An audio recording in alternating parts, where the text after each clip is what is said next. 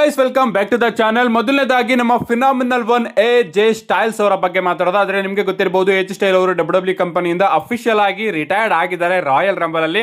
But ಇನ್ನೂ ಕೂಡ ಅವರು ಮುಂದೆ ಬರಬಹುದು ಅಂತ ಗೊತ್ತು ನಿಮ್ಮೆಲ್ಲರಿಗೂ ಕೂಡ. ಅಂಡ್ ರೀಸೆಂಟ್ ಆಗಿ ಡಬ್ಲ್ಯೂ ಅವರು ಎಜೆ ಸ್ಟೈಲ್ ಅವರ ವ್ಲಾಗ್ ನ ಅಪ್ಲೋಡ್ ಮಾಡಿದ್ದಾರೆ. ಅಂಡ್ ನಿಜವಾಗ್ಲೂ ಸಿಕ್ಕಾಪಟ್ಟೆ ಎಮೋಷನಲ್ ಆಗಿತ್ತು ಅಂತಾನೆ ಹೇಳ್ಬೇಕು. ನಮ್ಮ ಎಜೆ ಸ್ಟೈಲ್ ಅವರು ರಾಯಲ್ ರಂಬಲ್ ಅಲ್ಲಿ ತನ್ನ ಮ್ಯಾಚ್ ನ ಮುಗಿಸ್ಕೊಂಡು ಎಲ್ಲರನ್ನು ಕೂಡ ಹಗ್ ಮಾಡ್ತಾ ಇದ್ದಾರೆ. ಅಂಡ್ ಲಿಟ್ರಲಿ ಬ್ಯಾಕ್ ಸ್ಟೇಜ್ ಅಲ್ಲಿ ಎಲ್ಲರೂ ಕೂಡ ಅಳ್ತಾ ಇದ್ದಾರೆ. ಅಂಡ್ ನಮ್ಮ ಎಜೆ ಸ್ಟೈಲ್ ಅವರು ಕೂಡ ಕಣ್ಣಲ್ಲಿ ಕಣ್ಣೀರಾಗ್ತಾ ಹೇಳ್ತಾರೆ, ಇವ್ರನ್ನೆಲ್ಲರನ್ನು ಕೂಡ ಬಿಟ್ಟೋಗೋದಕ್ಕೆ ನನಗೆ ತುಂಬಾನೇ ಕಷ್ಟ ಆಗ್ತಾ ಇದೆ ಅಂತ. ಏನೇ ಆಗ್ಲಿ, ನಮ್ಮ ಫಿನಾಮಿನಲ್ ಒನ್ ಎಜೆ ಸ್ಟೈಲ್ ಅವರು ಈಗ ಕಂಪನಿಯಿಂದ ಅಫಿಷಿಯಲ್ ಆಗಿ ರಿಟೈರ್ಡ್ ಆಗಿದ್ದಾರೆ. ಅಂಡ್ ನಾಳೆ ಮಂಡೇ ನೈಟ್ ರಾ ಅಲ್ಲಿ ಅವರಿಗೋಸ್ಕರ ಡಬ್ಲ್ಯೂ ಅವರು ಒಂದು ಟ್ರಿಬ್ಯೂಟ್ ನು ಕೂಡ ಪ್ಲಾನ್ ಮಾಡ್ತಾ ಇದ್ದಾರೆ. ಸೊ ನಾಳೆ ನೋಡ್ಬೇಕು ಗೈಸ್, ನಮ್ಮ ಎಜೆ ಸ್ಟೈಲ್ ಅವರು ಫಿಸಿಕಲಿ ಅಪಿಯರ್ ಆಗ್ತಾರ ಮಂಡೇ ನೈಟ್ ರಾಗೆ, ಅಥವಾ ಡಬ್ಲ್ಯೂ ಅವರು ಎಜೆ ಸ್ಟೈಲ್ ಅವರಿಗೋಸ್ಕರ ಒಂದು ಬ್ಯೂಟಿಫುಲ್ ಟ್ರಿಬ್ಯೂಟ್ ನ ಯಾವ ರೀತಿ ಕೊಡ್ತಾರೆ ಅಂತ. ಲಿಟ್ರಲಿ ಈ ಒಂದು ವಿಚಾರನ ನೋಡೋದಕ್ಕೆ ನಾಳೆ ಮಂಡೇ ನೈಟ್ ರಾಗೆ ನಾನಂತೂ ತುಂಬಾನೇ ಕಾಯ್ತಾ ಇದ್ದೀನಿ.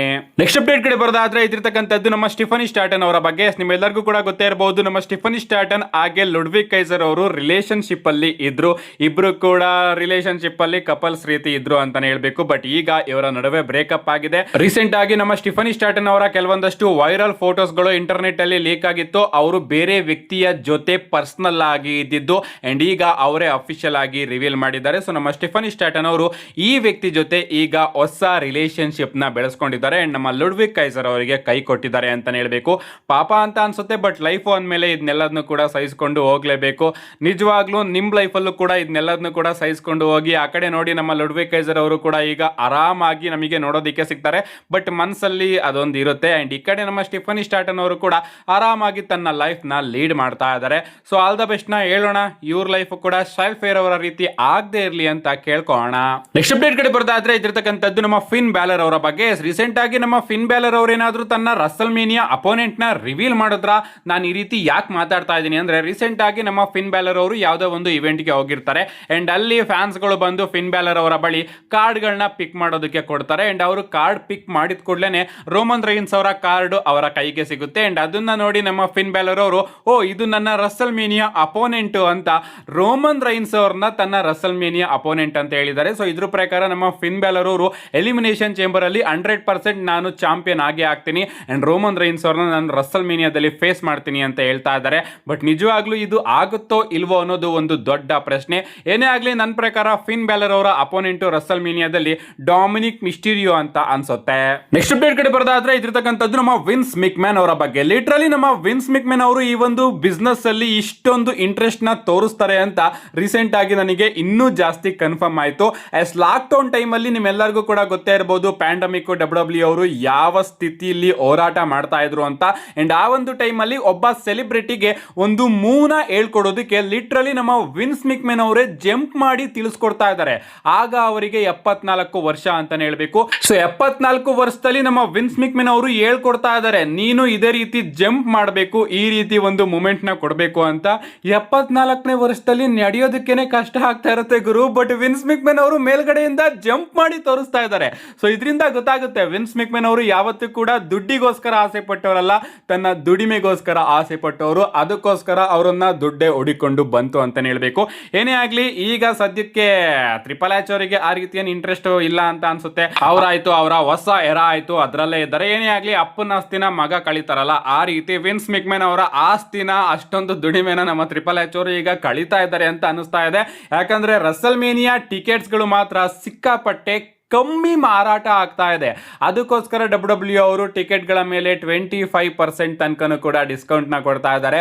ಆದ್ರೂ ಕೂಡ ಟಿಕೆಟ್ಸ್ ಗಳು ಮಾರಾಟನೇ ಆಗ್ತಾ ಇಲ್ಲ. ಅಂಡ್ ರೀಸೆಂಟ್ ಆಗಿ ನಾನು ನಿಮ್ಗೆ ತಿಳಿಸಿದ್ದೆ, ಮಲ್ಟಿ ಡಿಪಾರ್ಟ್ಮೆಂಟ್ ಮೀಟಿಂಗ್ ಕೂಡ ಆಗ್ತಾ ಇದೆ ಅಂತ. ಅಂಡ್ ಅದರಲ್ಲೂ ಕೂಡ ಇದ್ರ ಬಗ್ಗೆನೇ ಡಿಸ್ಕಷನ್ ನಡೆದಿದೆ ಅಂತಾನೆ ಹೇಳ್ಬೇಕು. ಏನೇ ಆಗ್ಲಿ, ರಸಲ್ ಮೇನಿಯಾಗೆ ಡಬ್ಲ್ಯೂ ಅವರು ಸದ್ಯಕ್ಕೆ ಟಿಕೆಟ್ ಸೇಲ್ ಮಾಡೋದಕ್ಕೆ ಸಿಕ್ಕಾಪಟ್ಟೆ ಕಷ್ಟ ಪಡ್ತಾ ಇದ್ದಾರೆ. ಟಿಕೆಟ್ ಸೇಲ್ಸ್ ಬಗ್ಗೆ ಮಾತಾಡ್ತಿದ್ವಿ ಅಂದ್ರೆ ಸ್ವಲ್ಪ ಎಲಿಮಿನೇಷನ್ ಚೇಂಬರ್ ನ ಟಿಕೆಟ್ ಸೇಲ್ಸ್ ಬಗ್ಗೆ ಕೂಡ ನೋಡ್ಕೊಂಡು ಬರೋಣ. ಎಲಿಮಿನೇಷನ್ ಚೇಂಬರ್ ಅಲ್ಲಿ ಸೀಟಿಂಗ್ ಕೆಪಾಸಿಟಿ ಇರೋದು 17,016. ಈಗಾಗಲೇ 14,895 ಟಿಕೆಟ್ಗಳು ಮಾರಾಟ ಆಗಿದೆ. ಅಂಡ್ ಇನ್ನ ಬಾಕಿ ಉಳಿದಿರೋದು 2,121 ಟಿಕೆಟ್ಗಳು ಮಾತ್ರ. ಸೊ ಅಫ್ಕೋರ್ಸ್ ಸೋಲ್ಡ್ ಔಟ್ ಆಗುತ್ತೆ, ಬಟ್ ಕೇವಲ 17,000 ಟಿಕೆಟ್ಗಳು ಎಲಿಮಿನೇಷನ್ ಚೇಂಬರ್ಗೆ ಸಾಕಾಗುತ್ತಾ ಅನ್ನೋದು ಒಂದು ದೊಡ್ಡ ಪ್ರಶ್ನೆ. ಏನೇ ಆಗ್ಲಿ, ಇಷ್ಟೊತ್ತಿಗೆ ಸೋಲ್ಡ್ ಔಟ್ ಆಗಬೇಕಾಗಿತ್ತು, ಇನ್ನೂ ಕೂಡ ಸೋಲ್ಡ್ ಔಟ್ ಆಗಿಲ್ಲ. ಸೊ ಇಷ್ಟೊತ್ತಿಗೆ ಏನಾದ್ರೂ ಸೋಲ್ಡ್ ಔಟ್ ಆಗಿದ್ದಿದ್ರೆ ಇನ್ನೂ ಕೂಡ 3,000ದಿಂದ 5,000 ಟಿಕೆಟ್ಗಳನ್ನ ಡಬ್ಲ್ಯೂ ಅವರು ಇನ್ಕ್ರೀಸ್ ಮಾಡೋರು. ಬಟ್ ಸದ್ಯಕ್ಕೆ ಅವ್ರ ಕೈಯಲ್ಲಿ 17,000 ಸಾವಿರ ಟಿಕೆಟ್ಗಳನ್ನೇ ಮಾರಾಟ ಮಾಡೋದಕ್ಕೆ ಆಗ್ತಾ ಇಲ್ಲ. ನೆಕ್ಸ್ಟ್ ಅಪ್ಡೇಟ್ ಕಡೆ ಬರೋದಾದ್ರೆ ಇದಿರ್ತಕ್ಕಂಥದ್ದು ನಮ್ಮ ಲೋಗನ್ ಪೋಲ್ ಅವರ ಬಗ್ಗೆ. ನಿಮ್ಗೆ ಗೊತ್ತಿರಬಹುದು, ಈಗ ನಮ್ಮ ಲೋಗನ್ ಪೋಲ್ ಅವರು ಕೂಡ ವಿಷನ್ ನ ಭಾಗ ಆಗಿದ್ದಾರೆ. ಅಂಡ್ ಆ ಕಡೆ ನಮ್ಮ ಬ್ರಾಕ್ ಲೆಸ್ನರ್ ಅವರು ಕೂಡ ಒಂದ್ ರೀತಿ ವಿಷನ್ ನ ಭಾಗ ಅಂತಾನೆ ಹೇಳ್ಬೇಕು. ಯಾಕಂದ್ರೆ ಸರ್ವೈವರ್ ಸೀರೀಸ್ ವಾರ್ ಗೇಮ್ ಅಲ್ಲಿ ಬ್ರಾಕ್ ಲೆಸ್ನರ್ ಅವರು ಕೂಡ ವಿಷನ್ ಜೊತೆನೆ ಸೇರ್ಕೊಂಡಿದ್ರು. ಅಷ್ಟೇ ಅಲ್ಲ, ನಾವು ರಾಯಲ್ ರಂಬಲ್ ಅಲ್ಲಿ ಒಂದು ಇಂಟ್ರೆಸ್ಟಿಂಗ್ ಸ್ಪಾಟ್ ನ ನೋಟಿಸ್ ಮಾಡ್ತೀವಿ. ಅದೇನಪ್ಪಾ ಅಂದ್ರೆ ಬ್ರಾಕ್ ಲೆಸ್ನರ್ ಅವರು ಲಿಟರಲಿ ಲೋಗನ್ ಪೋಲ್ ಅವರ ಮೇಲೂ ಕೂಡ ಅಟ್ಯಾಕ್ ಮಾಡಿ ಲೋಗನ್ ಪೋಲ್ ಅವರಿಗೆ ಒಂದು ಸೂಪ್ಲೆಕ್ಸ್ ನ ಕನೆಕ್ಟ್ ಮಾಡ್ತಾರೆ. ಆಗ ನಾನು ಅನ್ಕೋತಾ ಇದ್ದೆ, ರಾಯಲ್ ರಂಬಲ್ ಗೆ ಬ್ರಾಕ್ ಲೆಸ್ನರ್ ಅವ್ರನ್ನ ಕರ್ಕೊಂಡು ಬಂದಿದ್ದು ನಮ್ಮ ಪಾಲ್ ಇಮೆನ್ ಅವರು. ಸೊ ಬ್ರಾಕ್ ಲೆಸ್ನರ್ ಅವರು ಬಂದು ತನ್ನ ಟೀಮ್ ಮೆಂಬರ್ ಲೋಗನ್ ಪೋಲ್ ಅವರ ಮೇಲೇನೆ ಅದ್ ಯಾವ ರೀತಿ ಅಟ್ಯಾಕ್ ಮಾಡಿದ್ರು ಅಂತ. ಅಂಡ್ ಈಗ ಅದರ ಇಂದಿನ ರಹಸ್ಯ ಹೊರಗಡೆ ಬಂದಿದೆ. ಲಿಟರಲಿ ಲೋಗನ್ ಪೋಲ್ ಅವರೇ ಬ್ರಾಕ್ ಲೆಸ್ನರ್ ಅವರ ಬಳಿ ಹೋಗಿ ರಿಕ್ವೆಸ್ಟ್ ನ ಮಾಡ್ಕೊಂಡ್ರಂತೆ, ರಾಯಲ್ ರಂಬಲ್ ಅಲ್ಲಿ ನೀನು ನನಗೆ ಒಂದು ಸೂಪ್ಲೆಕ್ಸ್ ನ ಕನೆಕ್ಟ್ ಮಾಡಬೇಕು, ಯಾಕಂದ್ರೆ ನಿಮ್ಮಿಂದ ಸೂಪ್ಲೆಕ್ಸ್ ನ ಕನೆಕ್ಟ್ ಮಾಡ್ಕೊಳ್ಳೋದ್ರಲ್ಲಿ ನನಗೆ ತುಂಬಾನೇ ಖುಷಿ ಇದೆ, ಹಾನರ್ ಇದೆ ಅಂತ ಲೋಗನ್ ಪೋಲ್ ಅವರೇ ಬ್ರಾಕ್ ಲೆಸ್ನರ್ ಅವ್ರನ್ನ ಕೇಳಿ ರಾಯಲ್ ರಂಬಲ್ ಅಲ್ಲಿ ಆ ರೀತಿ ಒಂದು ಆಂಗಲ್ ನ ಪ್ಲಾನ್ ಮಾಡಿದ್ರಂತೆ.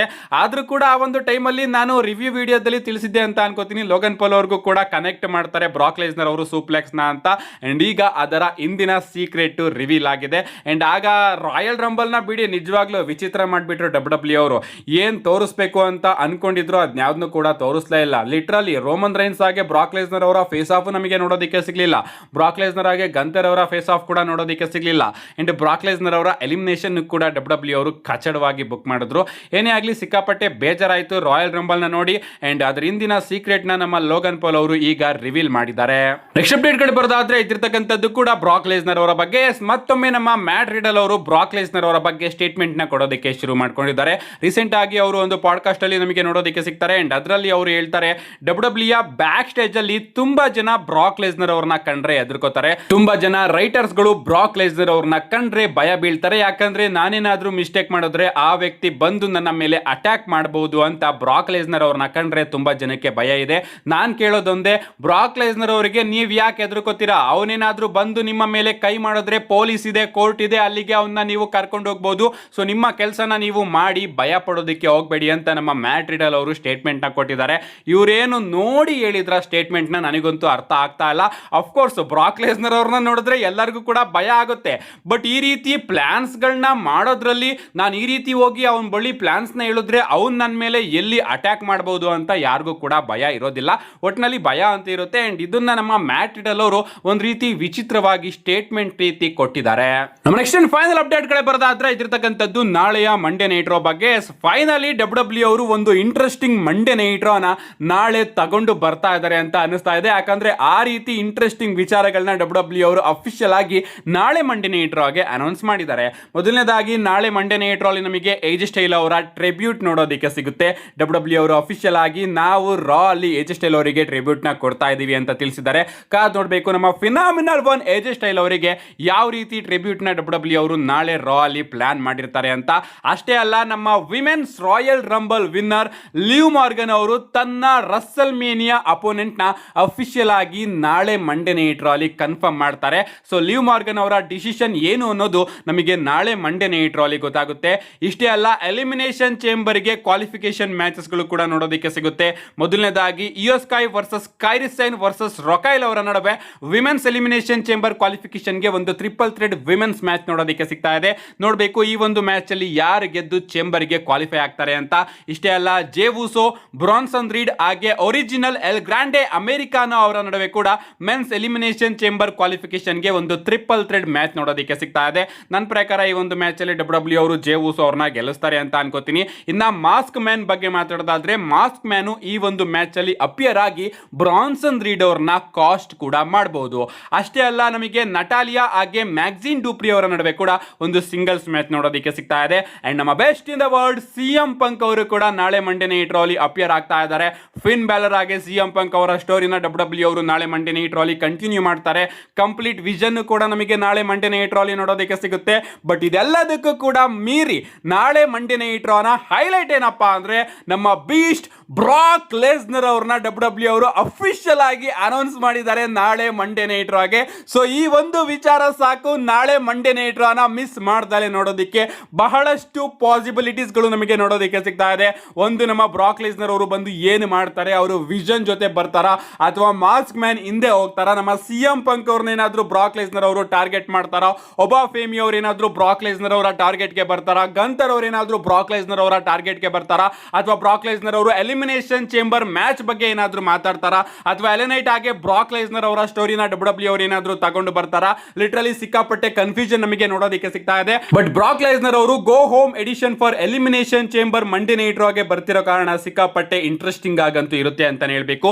ಯಾರು ಕೂಡ ಮಿಸ್ ಮಾಡ್ಕೋಬೇಡಿ. ಮಿಸ್ ಮಾಡ್ಕೊಂಡ್ರು ಕೂಡ ನನ್ನ ಚಾನಲ್ ಅಲ್ಲಿ ಆದಷ್ಟು ಬೇಗ ವಿಡಿಯೋನ ಅಪ್ಲೋಡ್ ಮಾಡ್ತೀನಿ. ಅದಕ್ಕೋಸ್ಕರ ಚಾನಲ್ನ ಸಬ್ಸ್ಕ್ರೈಬ್ ಮಾಡ್ಕೊಳ್ಳಿ ಅಂತ ಹೇಳ್ತಾ, see you guys in my next video.